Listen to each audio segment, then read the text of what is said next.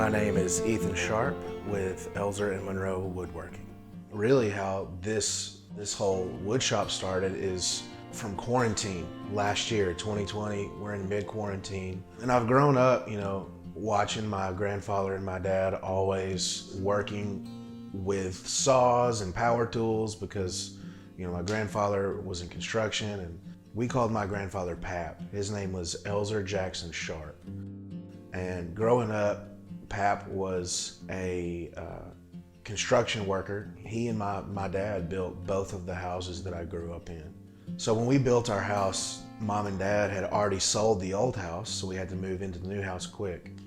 And that being said, there were a lot of unfinished projects, a lot of unfinished things. And so Dad, growing up on the job with Pap, knowing construction and all that stuff, thankfully was able to save a lot of money and do the work himself. But growing up also, Dad saw a great opportunity in young Ethan to train and mold him into doing trades work. Whether it was laying hardwood or laying subfloor or putting down baseboard or, framing walls, hanging sheetrock, any of that I've done with my dad. But yeah, I've learned a lot from my dad and my grandfather.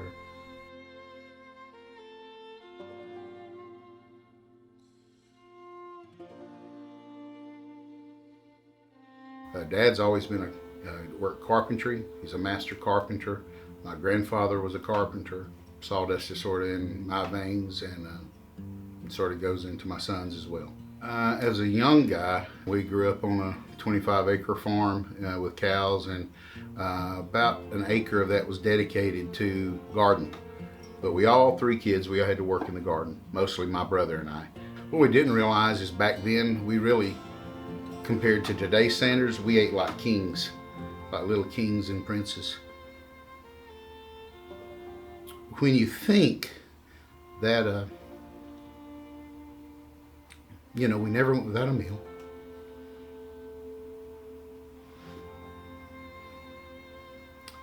Dad always, sometimes would work his construction job and then go work another job so that Mom didn't have to. And but we may not have had the latest, greatest everything that was out there, but we never, went to school with clothes that needed mending or anything else. They always made sure that we were taken care of.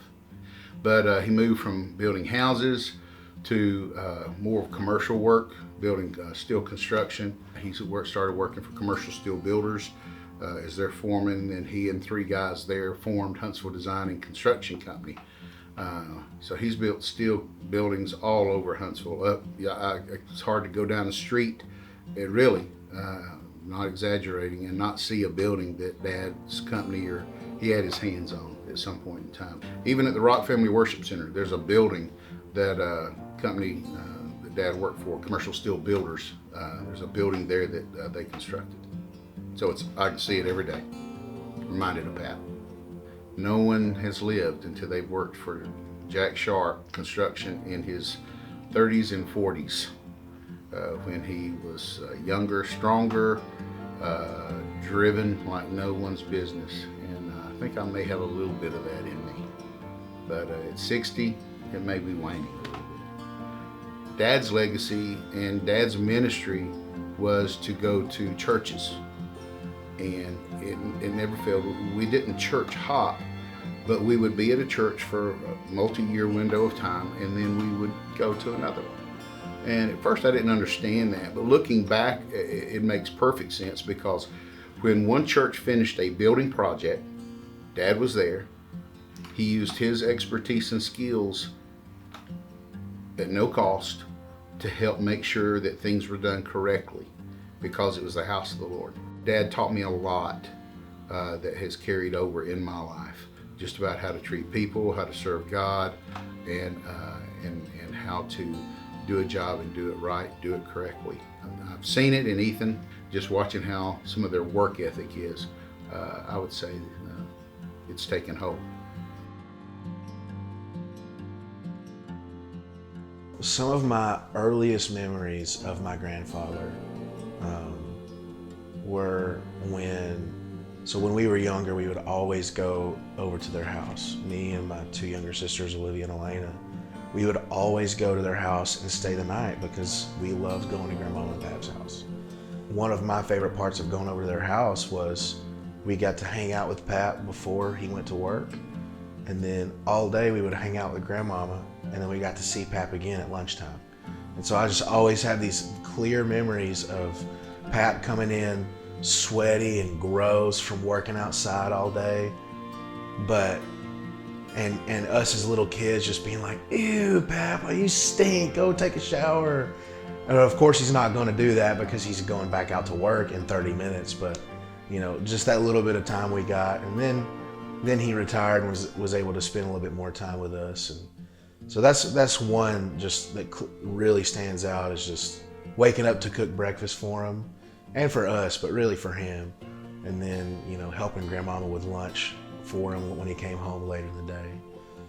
After Pap retired and I was a teenager, I needed some money. I needed, spending money. I didn't have a job yet.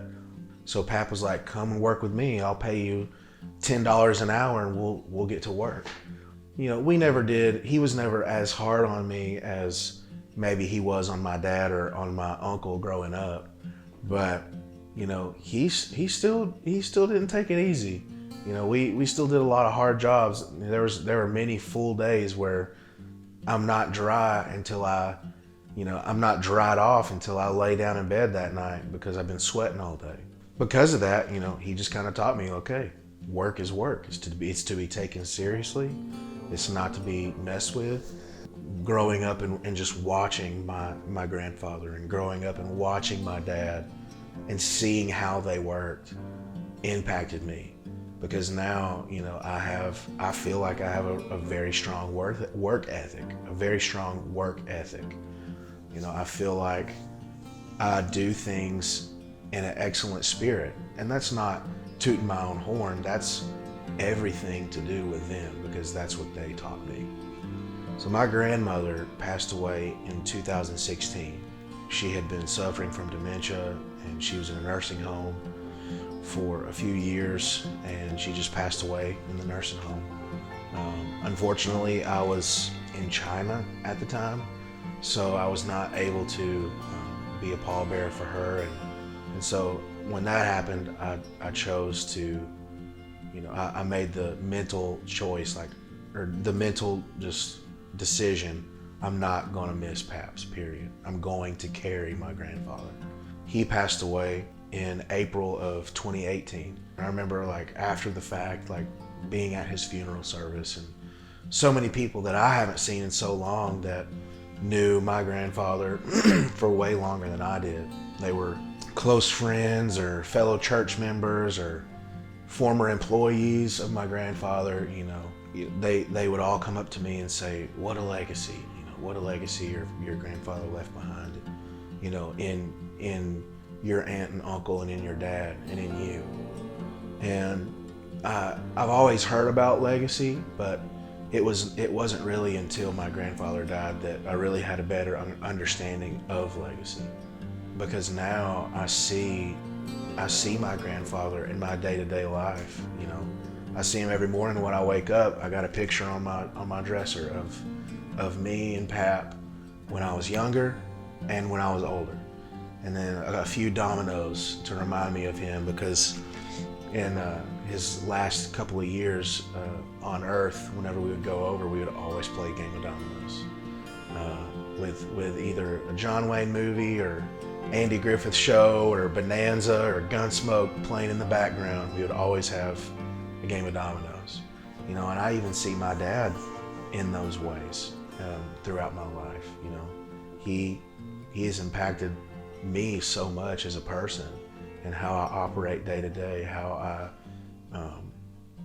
I practically speaking, how I build things in my shop. How I put things together with as much precision as I can, given the tools that I have, and with as much care and excellence as I possibly know how to do. And I'm constantly learning.